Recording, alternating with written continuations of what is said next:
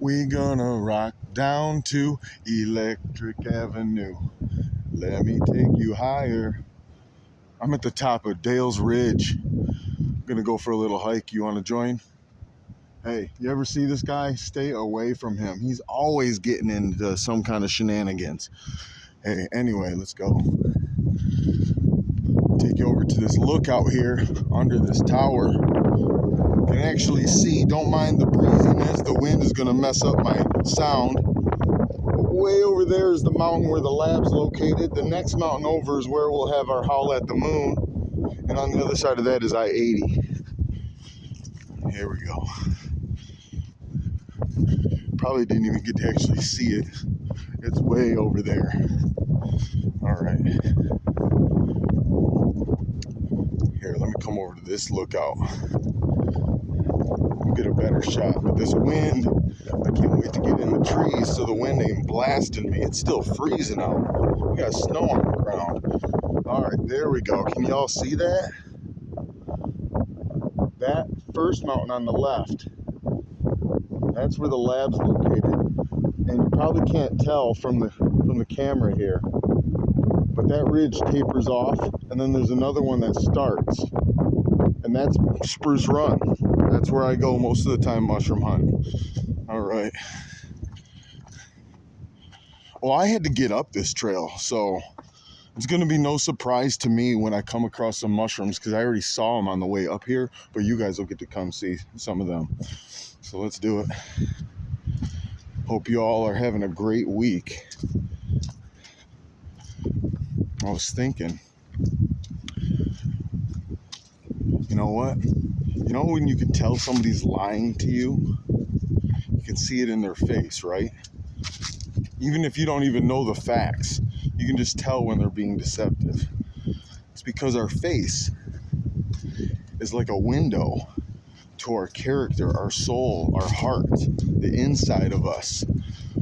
It manifests, it sprouts out and shows itself truthfully through your facial expression. And it really comes down to a couple things. Not to get into the whole science behind facial profiling. When somebody's face is scrunched up, they're holding back what's on the inside. They're doing their best to mask it. That, or they're covering their face physically with their hands. But generally, people show when they crunch up or scrunch up their face like this versus open their face up with wide eyes, eyebrows up, cheeks out. You know, when you smile, wide open versus scrunched up. But nobody's going to scrunch their face right at you and act like they're hiding something. Usually it's subtle movements. It's the appearance of opening up while holding back one portion of their face. Maybe it's the smirk. Maybe instead of their cheekbones going up when they smile, one cheek, or their cheekbones don't go up all the way, revealing those crow's feet of the genuine smile. But what am I saying all this for? I was talking to somebody about attraction.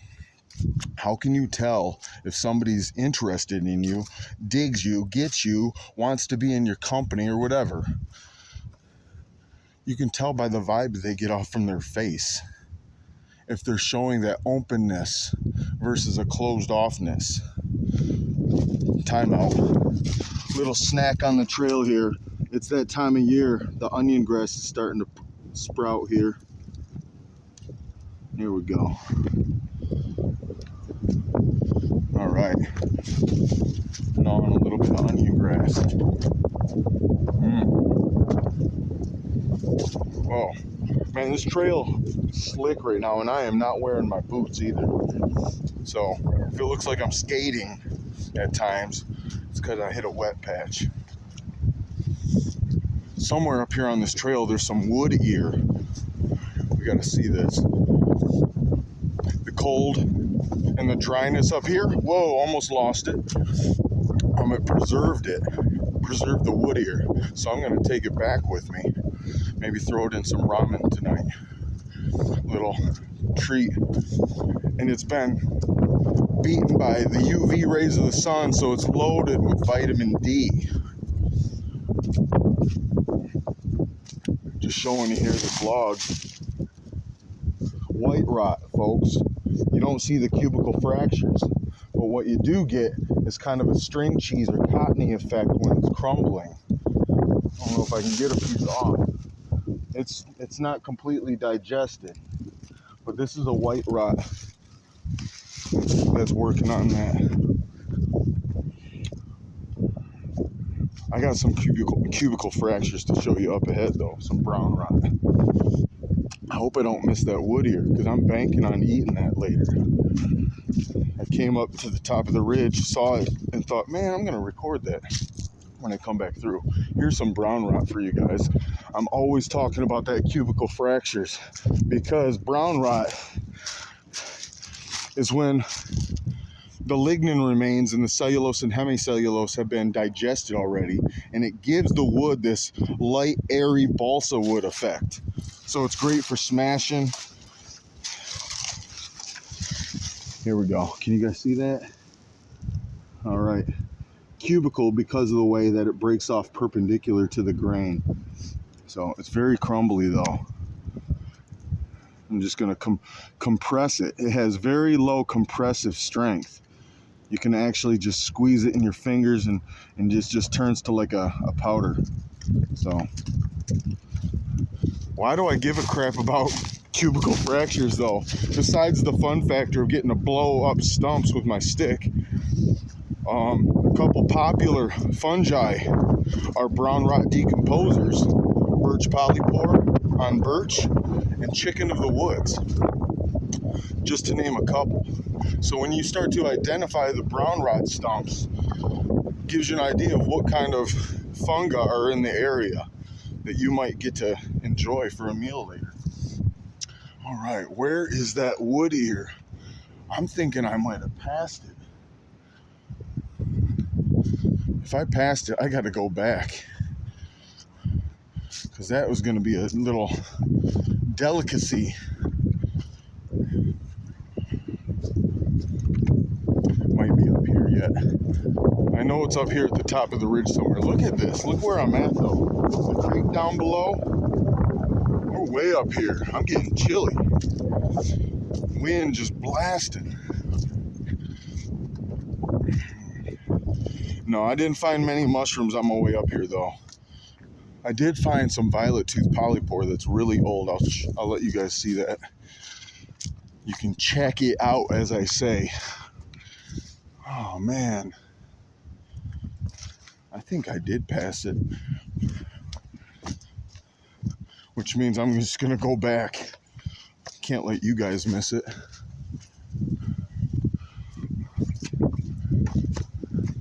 Tell you what, I'll go up here a little bit. We'll find that violet tooth polypore I was talking about, and if I don't see it before then, I know I missed it and I have to go back and find it.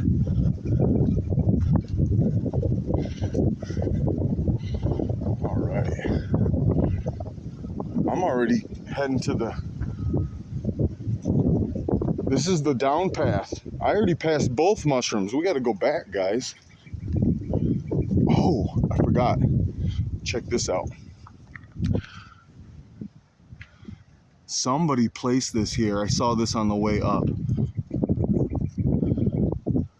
Can you guys see that? See if I can get the camera to focus. I don't know who did that, but there's some other mushroom lovers that come on this trail apparently. I'm leaving this though. But here's a little challenge.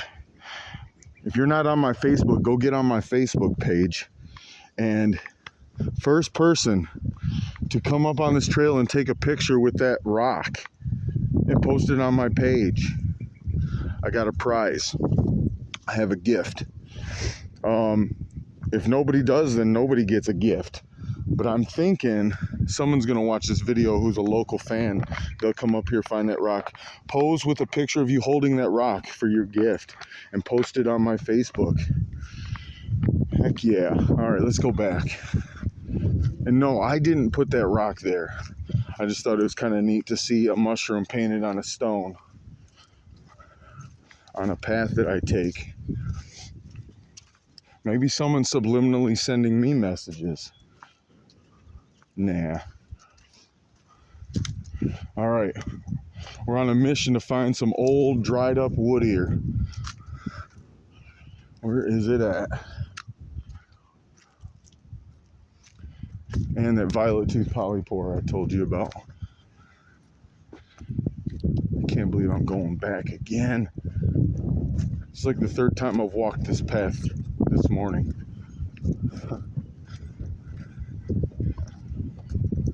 All right.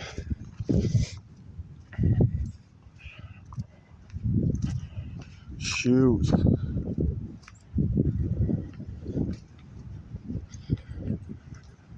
Man, I got to talking and completely missed them.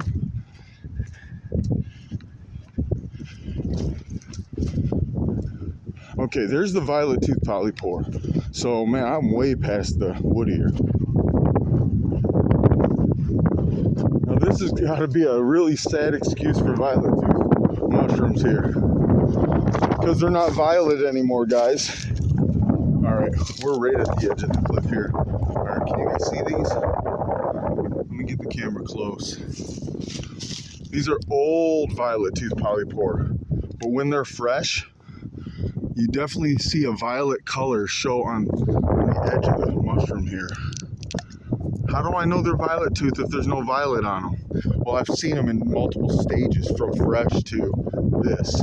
When they're really old, they get the moss on them, they get sun bleached, but they do not lose the teeth. Here's the giveaway. Underneath, you see the teeth on them. They don't have pores, they don't have gills. They've got these little teeth that they drop their spores from. It's similar to like a cat's tongue, is how I might describe it. But when these are fresh, they have a vibrant violet edge to them. They're very beautiful. There's some more down here. So this tree is completely engulfed, myceliated by this fungus underneath this bark, and it's popping out.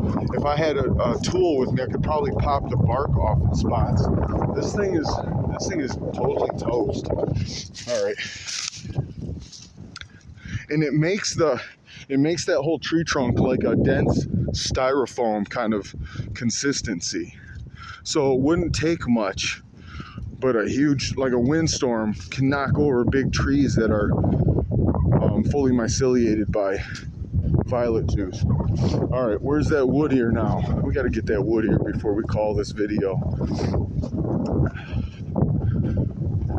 I haven't had wood ear since 2021, I think. Might have been the last time I've enjoyed it. It's been a minute since I found it. Okay, I think it's up here. I feel like I came around this bend here and saw it. Yeah, here we go. Man, we walked right by it. All right. Let's get a close-up. Now, for those that have seen fresh wood ear, this doesn't resemble fresh wood ear anymore. Until I peel back, you can kind of see there's the color of wood ear has more of that brown color, but this stuff here that's dried out and dark, that's high in melanin, which has produced vitamin C from the sun. So I'm going to pick off some of these things. It'll rehydrate to a good consistency, but honestly, I don't mind it being a little crispy. It's going in some hot ramen. Heck yeah. Just grabbing it with my hands. There we go. All right. Let's see if I can get better shots of this so you guys can see. It's got kind of a rubbery jelly type flexibility to it when it's not dehydrated. Let me smell it really quick too. Yeah, it smells good. Maybe grab this piece over here. Come on, crispy. Whoops. There we go. This guy here. What else do we got? This might be all. Hey, we got the wood ear. Auriculus, I think, or something like that, if I remember its genus.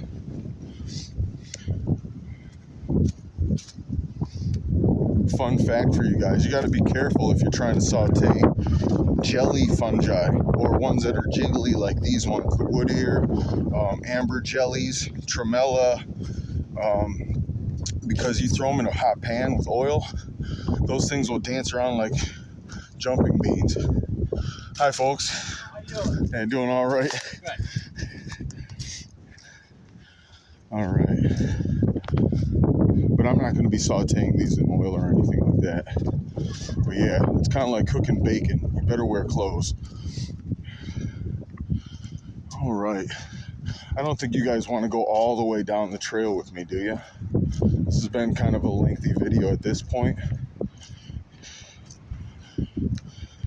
But I did showcase a couple mushrooms for y'all. I hope you guys that are local can join me for some of my free mushroom hunts, where I'm not going to identify every mushroom we find when we go out on these events. It's not my place. It's fun though to learn new mushroom species every time we go out if we find them. But the one thing I do want to emphasize is safety. Give you guys some tips on how to not die or not get sick.